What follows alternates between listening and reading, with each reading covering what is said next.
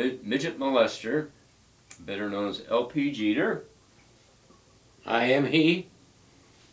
Who has had extensive hash experience in various parts of the world, in particular Southeast Asia, and in double particular in Indonesia. Welcome.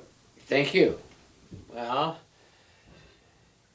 the thing that is the biggest and the best is that I had been highlighted for one of my November trips to Indonesia for the winter, and so I get out of the winter in Seattle and come here or come to the trip. Anyway, as soon as I had landed and checked in at the hotel, I got word from one of the real senior people here, and they said that one of his friends really wants to see me and talk with me, and then why don't you just jump on the train the next day and go down and visit this guy. And I'd heard his name before, and he was a kind of famous guy, especially for the size of his business. So the next morning I got up, I checked in my luggage with the hotel people, a hotel I had stayed at many times before, and I went out and got on the train, and I was the only guaylo, I was the only white guy on the train, and off we went. And had been told that I will be met at the terminal, and I did. Just to help set the scene here, do you remember approximately what year that was? InterHash was set in 2012, so it would have been 2 years before that. And was this in, I assume this is in Indonesia somewhere? Yes, in Indonesia. Yeah. And whereabouts was that? And that place is the people who are getting ready to do another InterHash. And that is, my mind. Jakarta, maybe? Or? Well, not Jakarta, which is the capital city, but on the coast. And Surabaya? No? Surabaya is on the east coast. We're on the west coast, and it's famous for skills like art and clothes and other things. But anyway, so I got off the train, and this guy comes up, an Indonesian gentleman comes up and said, "Are you Midget?" And I said, "Yeah." And he said, "Okay, well, we're gonna go together. We're gonna go down the roadways, and then you'll be able to stay there. But anyway, that's how we'll go." "Oh, okay." And so got in and talked with this guy. His English was very good, and he was a chauffeur, and then went to a housing development place, and had nice looking houses, and anyway, dropped me off there, and they said, "Well, you can stay here in this house." There's a couple other people staying there, and they're students in a accounting thing for his business. "Oh, okay." And so the next morning, I had already heard that this guy was ultimately rich and huge in business and active in the hash. So the next morning I got up and having some coffee, and sooner or later somebody came through the front door in short the short, kind of like jeans, and and that, just kind of ordinary day looking guy, and oh, yeah, and I looked up and said, "Oh, you must be, yes, the host." And he looked like someone working in a farm or something. So anyway, we started spending time. Well, so then we went around, and I mean, he was a Chinese guy. I knew that, bam, right away when seeing him, because I had spent so much time in China places. And so off we went, and then we were walking around and around the other side of the big house, and went to the side, and there was a swimming pool there. That was 30 yards long, significant size. And I had got through college as an athlete in Kansas, and I was a competition swimmer. And so there I'm seeing that, and we were walking along, and I looked down into the swimming pool, and there was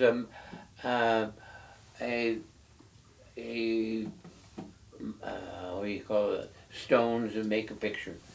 Mosaic. Mosaic? Yeah, mosaic on the floor, and it was Chinese writing. And I looked at it, and I said, "Mr. Lim, that's your name." He rocked back, and he looked at me, and that little Guaylo guy reading my swimming pool. I said, "Okay, well." So we started spending some time together, and that was the beginning of a 1.5 year assignment of working for free to build the InterHash. And we did, and it was a fantastic experience. And well, where had I been working for so many years? I'd been working for Boeing, in Boeing, and making, reliable pieces of equipment, and it's got to be right. And so I had all these, and one assignment I had one time with Boeing was they were looking at how to set up a new factory in Japan and build some airplanes. And so that all these experiences I had, and they gave me an office, and I started putting stuff on the wall and charts, and these people are going, "What?" I said, "Hey, this thing you want to build, it's got a lot of pieces, it's got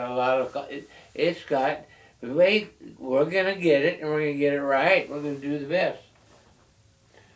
One of the biggest highlights was we were within a week or two of when there's going to be a big feature in Indonesia there, and so yeah, it was going to be big, and it was going to have we worked with the military people, and we're setting up these things, and we're working on the whole InterHash.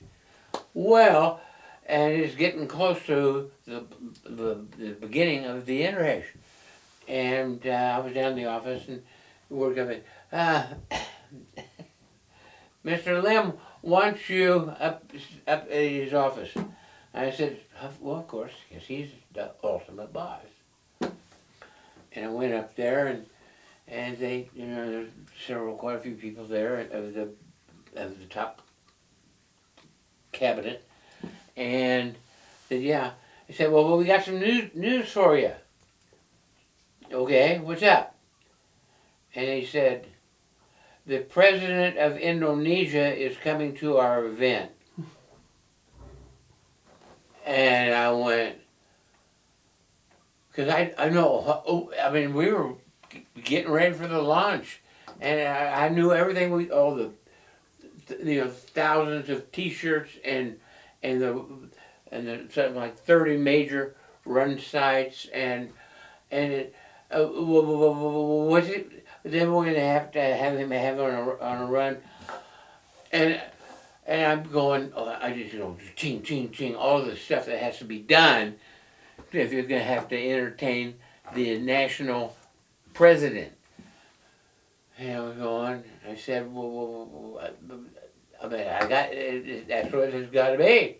I said, okay. And I said, well, I do have one bit of good news. They said, yeah, what is it? I'm really happy that you're not bringing the United States president. Because that would have been just with all the security and everything. But anyway, it turned out very, very, very well.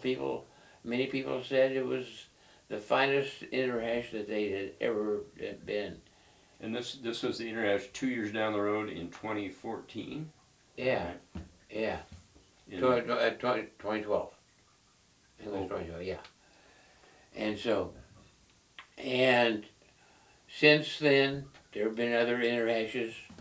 People say, hey, Midget, it just wasn't.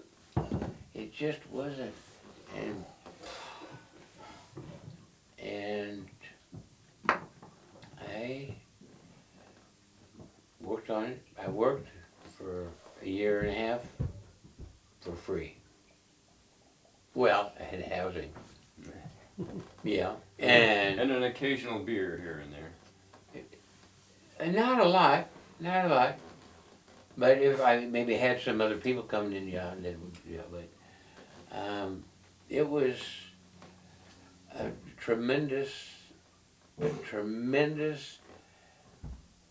thing that I had done, but I had been prepared for it by a lot of education, and then working for Boeing. And something else that may have prepared you, I'm sure, is that you had attended numerous InterHashes Oh yeah. before that. And as a participant and also as a... Oh yeah. I mean, there were things that I wanted to get fixed. For example, for the InterHash, when people come right on the lines and the queues and the stuff, you go, oh shit, it was just a nightmare. Well, hey, why don't we change the registration and let's get in the registration data what we need from the people, and we have their ID number, and so bam, the queues for registration were gone. Oh, that was, and the the working with the military was great because we had great safety allowed. For every InterHash, they have one, one run that it is the ball beater, the ball breaker. Ball buster. Yeah, the ball, with that one. And I had heard that a couple InterHashes before that, but it was in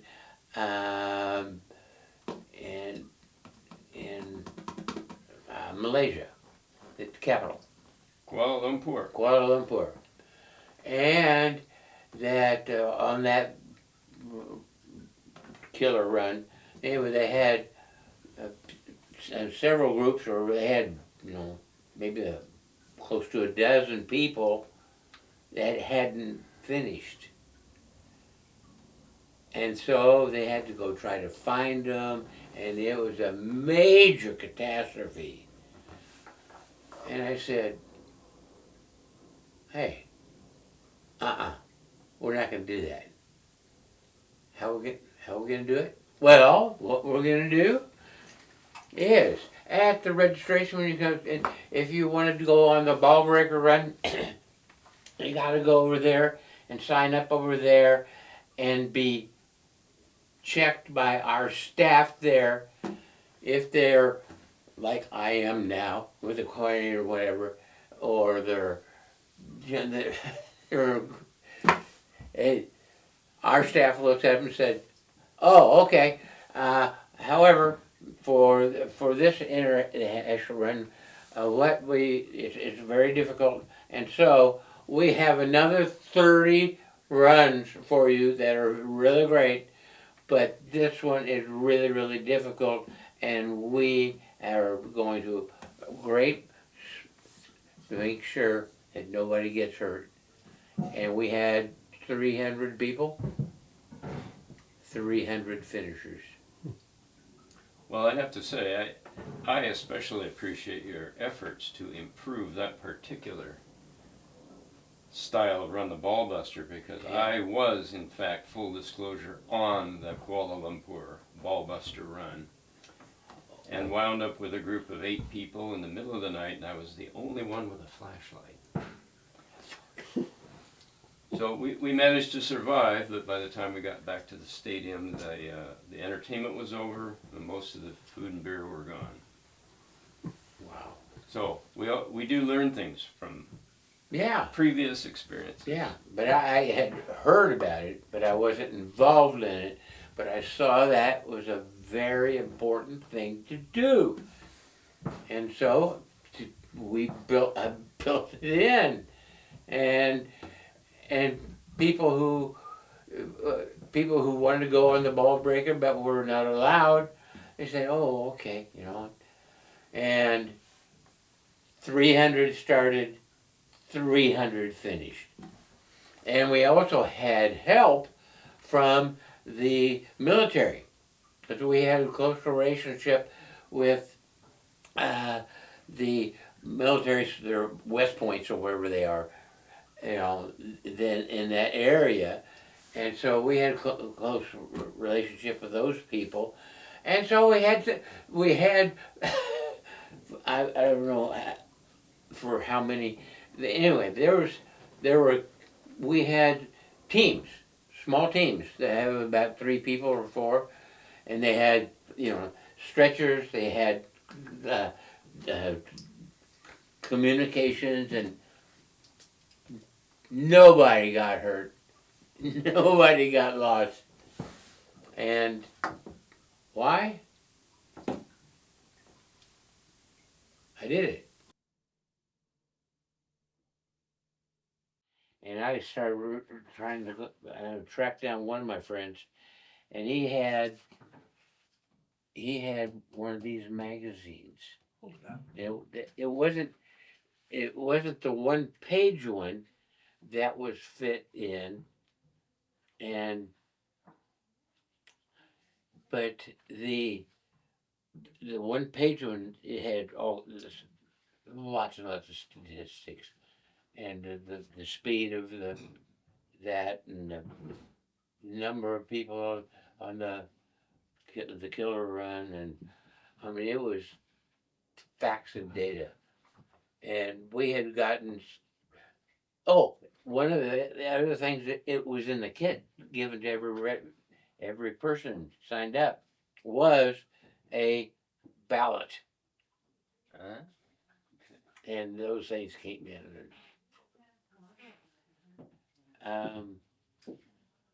It's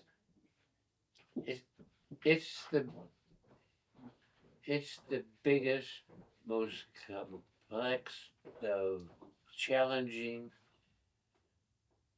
victory of my whole life.